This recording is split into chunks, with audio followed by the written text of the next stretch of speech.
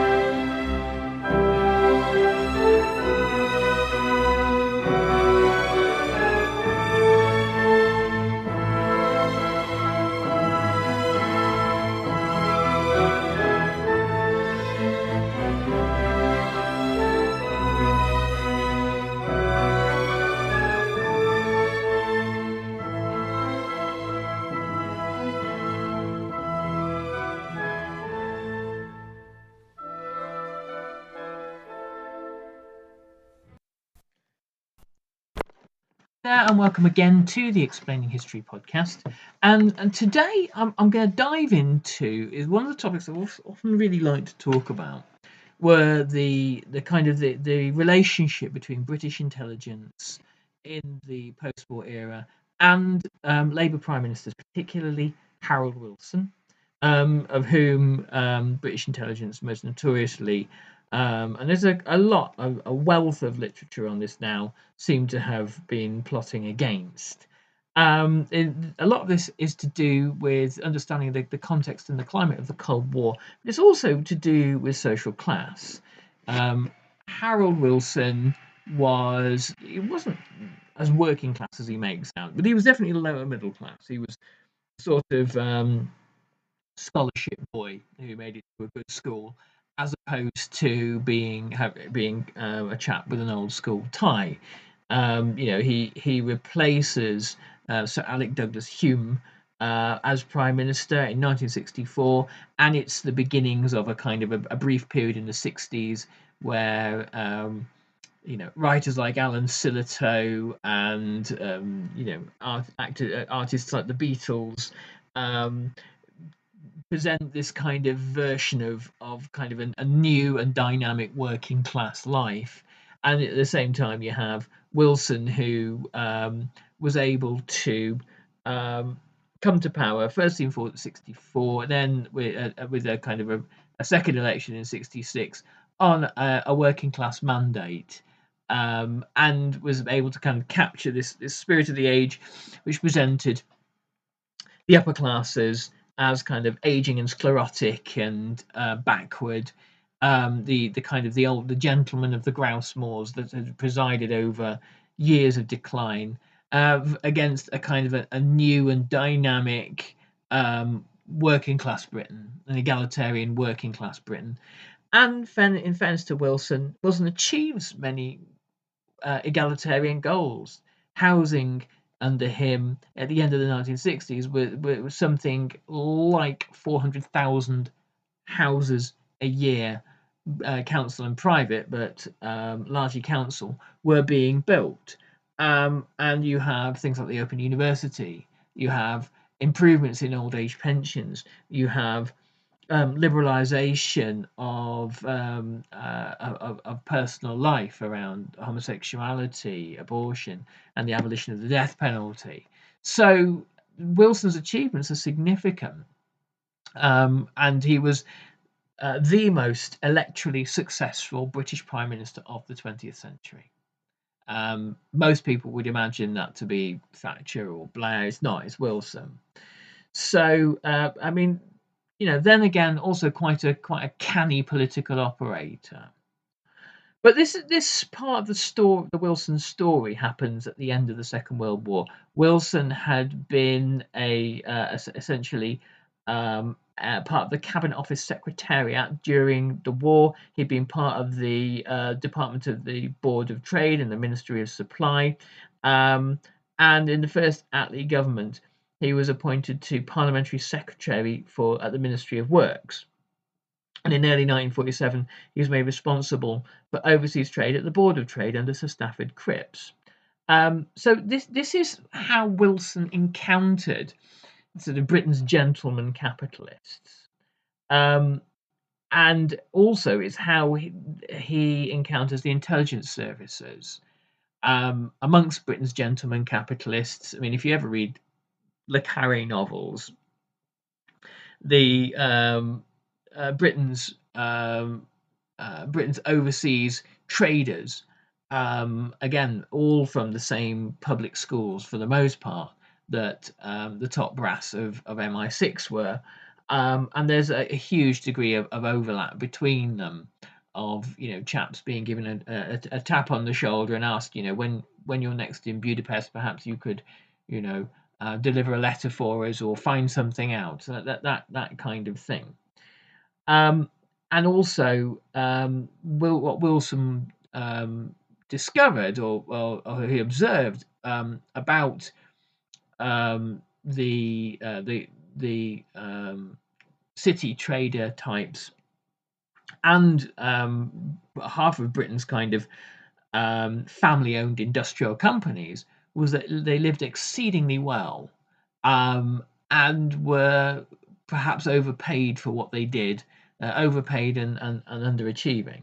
And certainly he observed that they didn't invest a great deal, which has been kind of the great problem of British industry since probably about 1870. But there you go.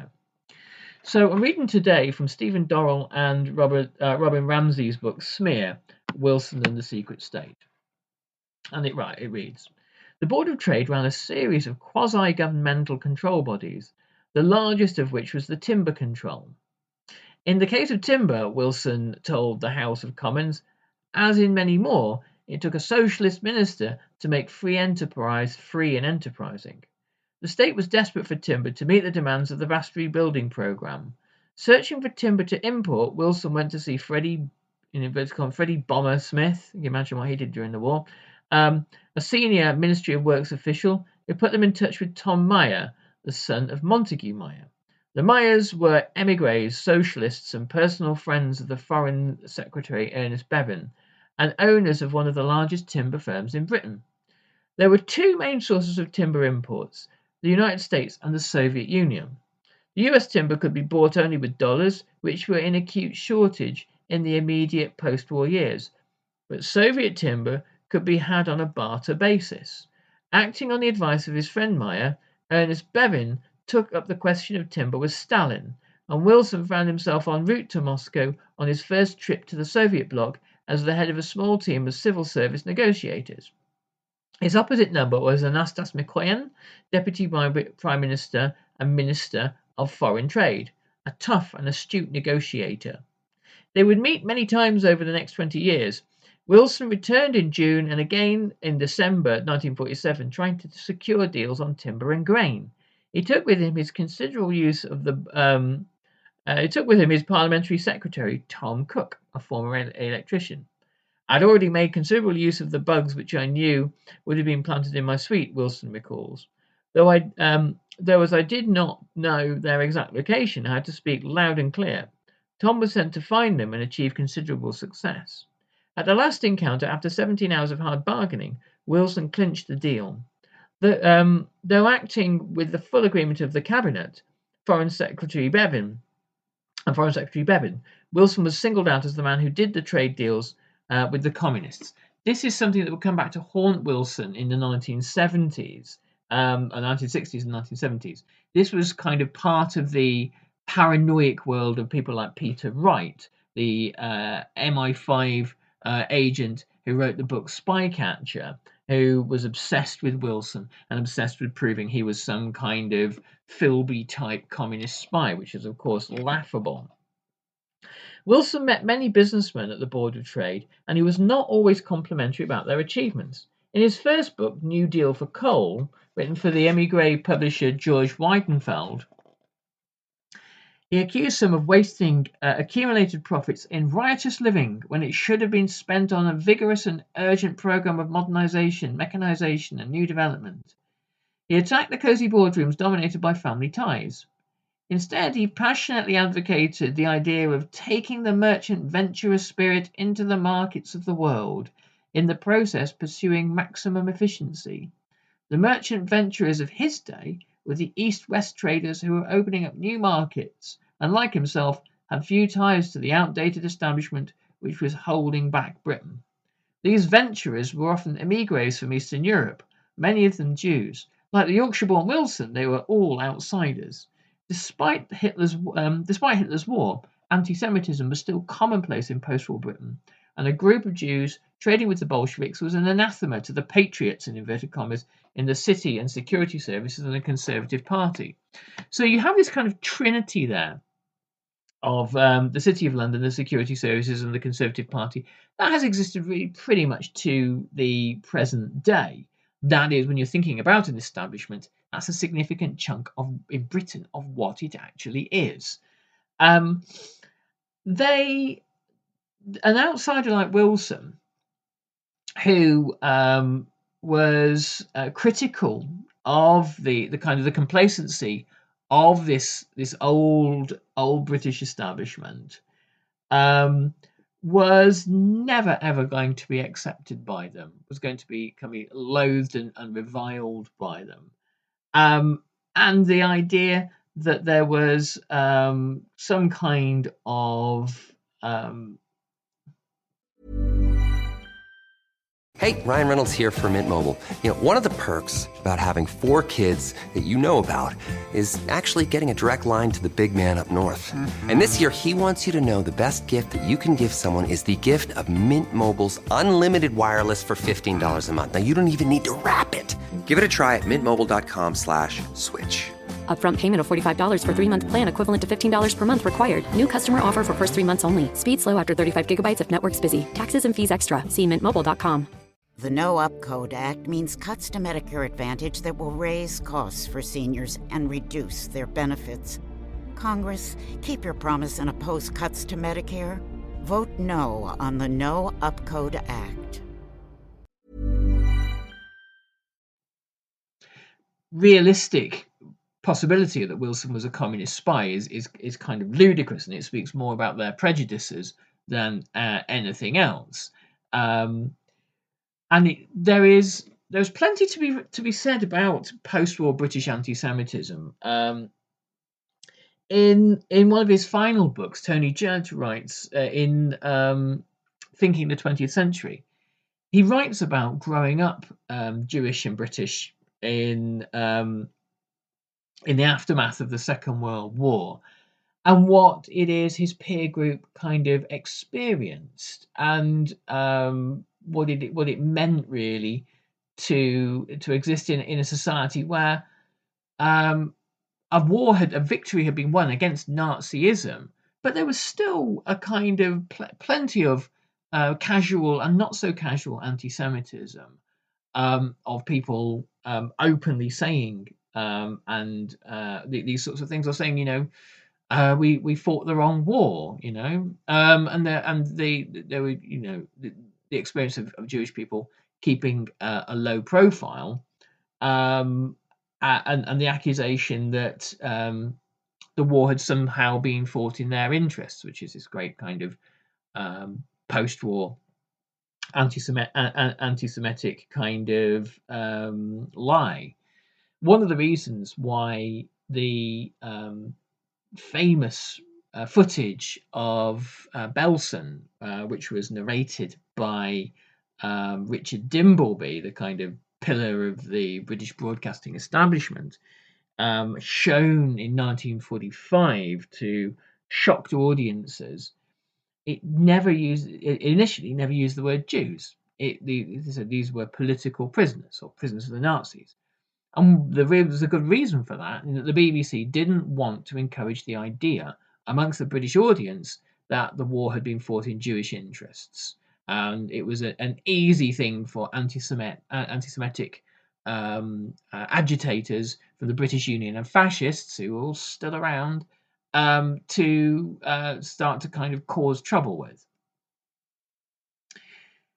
The Secret Intelligence Service, MI6, which collected information on the Soviet bloc, happened to employ officers who were emigres and who had strong ties to the timber trade. The then head of R5, the Counter-Espionage Directorate, which included the Russia desk, was Brigadier Douglas Roberts. His deputy was the future head of the service, Maurice Oldfield. In his 30s, Roberts had been Roberts had been employed by E&A Harriman in Russia, buying and selling timber. It is highly likely that MI6 had infiltrated Montague Meyer. One of the ironies of the security and intelligence game is that while MI6 exploited the East-West traders for intelligence purposes, MI5, responsible for monitoring subversion, issued warnings about trade with communists. And so often is the case, the right hand of the British secret state did not know what the left hand was doing. Because they didn't tell each other. The complexities of Montague Meyer, obviously the big timber company, the complexities of the intelligence game in the arena of East-West trade are well illustrated by the example of Robert Maxwell, who obviously went on to become a fabulously rich and corrupt British newspaper tycoon, dying in mysterious circumstances after he had stolen millions from the Mirror pension fund to pay the pensions of poor print workers.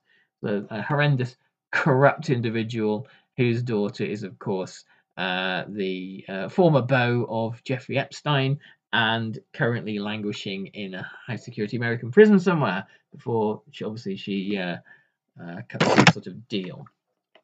Anyway, that's the Maxwell. So the complexities of an intelligence game in the East-West arena, East-West trade, are well illustrated by the example of Robert Maxwell, the current owner of the Mirror newspapers. Maxwell was a Labour MP in Wilson's first government and subjected to an MI5 smear campaign due to his connection to the Wilson circle of East-West traders. At the end of the Second World War, the merchant banker Sir Charles Hambro, formerly head of the Special Operations Executive, Britain's kind of saboteur army parachuted into Europe, was given the task by MI6 of acquiring technical intelligence from the scientific community in occupied Germany. Physicists and scientists selected by Hambro and an MI6 team led by Eric Welsh were debriefed at a special centre in Germany, in England, known as Farm Hall. One of those interrogating German scientists in Germany was Robert Maxwell. In November 1945, Maxwell, a Czechoslovakian Jew, worked in Germany for British intelligence as an interrogation officer. As part of his duties, Maxwell visited the Russian sector.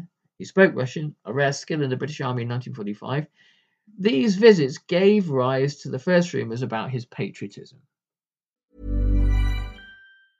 Hey, Ryan Reynolds here, wishing you a very happy half-off holiday, because right now Mint Mobile is offering you the gift of 50% off unlimited. To be clear, that's half price, not half the service. And Mint is still premium unlimited wireless for a great price. So that means a half day, yeah?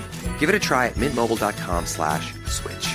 Upfront payment of $45 for 3-month plan equivalent to $15 per month required. New customer offer for first 3 months only. Speed slow after 35 gigabytes if network's busy. Taxes and fees extra. See mintmobile.com. At Leidos, we make things smarter and more efficient. From cutting development time in half on a new class of cruise missile for the DoD, to already being done with this ad. Leidos, making smart smarter. In 1946, flooded with mass scientific papers, the British government set up the Scientific Advisory Board, which included top British scientists. Hambro, a board member, and another MI6 officer, Count van den Heuvel, persuaded the publishing company, Butterworth's, to enter the field of scientific publishing. Two of Butterworth's directors, Hugh Quennell and John Whitlock, had worked for the SOE during the war. The editor of the proposed journal was Dr. Paul Rosbaud, an MI6 agent run by Eric Welsh in Nazi Germany. In effect, the board was an MI6 front. Meanwhile, Maxwell had moved to the press and publicity branch of the British Information Service in Berlin, where he came into contact with the German scientific publishers Springer Verlag, whose fortunes were at a low ebb. While still working in the Control Commission, Maxwell became a director of a firm which later offered to distribute Springer's journals. Springer's scientific advisor in the 30s had been Paul Rosbaud. Butterworth's scientific publications failed to prosper, and in 1948 a joint company was created, Butterworth-Springer, with Rosbaud as editor of the journals and Maxwell as managing director. The company would in 1951 evolve into Pergamon Press. Financial backing came from Hambro, who was introduced to Maxwell by the Board of Trade. By coincidence, in May 1949, Wilson announced that the progressive banker Hambro was providing the Board of Trade with financial advice. Pergamon eventually moved into the publication of Soviet scientific journals and quickly became the world's leading authority on the Soviet bloc publishing. Maxwell had realized the potential of East-West trade, but as we shall see, his break from traditional markets in Europe and the Commonwealth brought him many enemies. Okay, wow, what a tangled web. So let's just kind of pull that apart slightly. So you have these complicated relationships forged during the Second World War by MI6 and the Special Operations Executive with people they handled and with translators and intelligence assets. After the war, you have a British establishment that is triumphant but broke, looking for business opportunities, and you have this complex relationship between parliamentarians, between spies and former spies, who all get rather nice jobs, often kind of sinecures, in the City of London. And there is it's kind of useful economically to forge trade with the Soviet bloc, given Britain's struggling fortunes, its desperation for raw materials like timber, and also it is able to kind of plunder scientific information and publishing rights in stricken Germany. Obviously, in the Allied zones of control, the British can do within reason quite a lot of what they want. And in all this format, you have people like Robert Maxwell, this hugely kind of corrupt individual, as he sort of emerges to be, building his empire by simply spotting opportunities and seizing them. He's one of these kind of great opportunist characters. You have people like Wilson saying, well, look, the old chaps, the old school ties are no good. They are kind of incompetent and lazy and useless, and they don't invest properly. They're not really thinking much in the national interest. They're not particularly patriotic. They're more interested in their own share portfolios and sucking as much cash out of their family businesses as they possibly can do. They're not thinking in terms of the next 5, 10, 15, 20 or 50 years. And when Wilson's first government in 1964 was about applying the concept of planning and scientific rational management to the state in order to create a kind of a new technological Britain at this point of kind of great technological optimism, which is, has mixed results to say the least. And this is fiercely resisted by this kind of chapocracy, this kind of generation of businessmen, publishers, military types, and intelligence types who plan a coup against him in 1967, which and they audition Mountbatten as the possible kind of temporary Lord Protector, who would obviously have had to have overthrown the Queen's appointed Prime Minister. And in all of that, that kind of sort of social grouping, you find the seeds of what later becomes the kind of the ideological architecture for Thatcherism, so Britain's iteration of neoliberalism. There's a great bit in David Edgerton's The Rise and Fall of the British Nation, where he basically says, look, in the 1970s, there's a section of the middle class who just say enough is enough, and they say enough is enough to the size and role of the state, the power of the trade unions, and a wider sense of Britain's decline in kind of permissive countercultural sort of divorce from standard conservative values. And whilst they don't manage to succeed in the mid-70s, they certainly do by 1979, and they are and Margaret Thatcher rides to power on a wave of kind of rejection of union power, which is, again, it's a slightly different story. So I hope this little snapshot here has it kind of served to give you a kind of a socioeconomic kind of picture of not all of, but some of the emergent class forces at the end of the Second World War. And bear in mind, from 1945 to 1975, conservatism itself was kind of in retreat. And conservatism had to conclude that the circumstances for its renewal were not there, and that a broad agreement during the Cold War that commitment to full employment, council housing, a national health service, and an integrated mixed economy with union with kind of union rights at the heart of it was something they simply had to accept. And eventually they bided their time and overthrew it. I'll catch you on the next Explaining History podcast, and look out for updates coming soon about our Russia course coming in January. Take good care, folks. All the best. Bye-bye.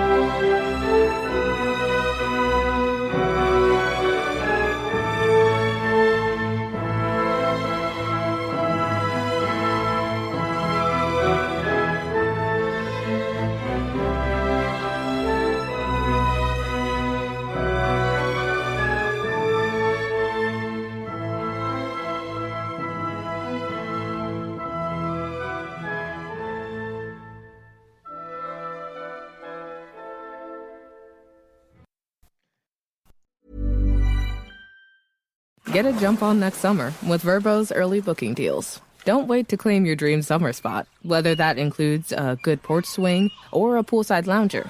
When you book early, you get the best places at the best prices. But back to the poolside loungers. With Vrbo, you don't have to reserve any loungers. They're all yours. In fact, the whole private home is yours. Book with early booking deals, and you can lounge around all summer long however you please at Vrbo.com.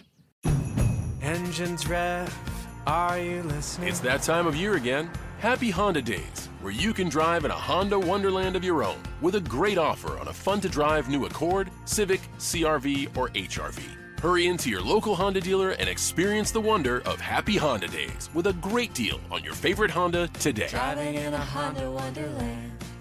Contact your local Washington area Honda dealer for a great deal today. See dealer for financing details. Exclude Civic Si and Type R. Thank you for listening to this episode of Explaining History. This podcast is an independent production, and it's listener support that keeps these conversations going week after week. If you find value in the show and want to help cover the costs of research and production, please consider making a contribution. You can join our community on Patreon or make a one-off donation. Just follow the links in the show notes for this episode. Every bit of support is truly appreciated.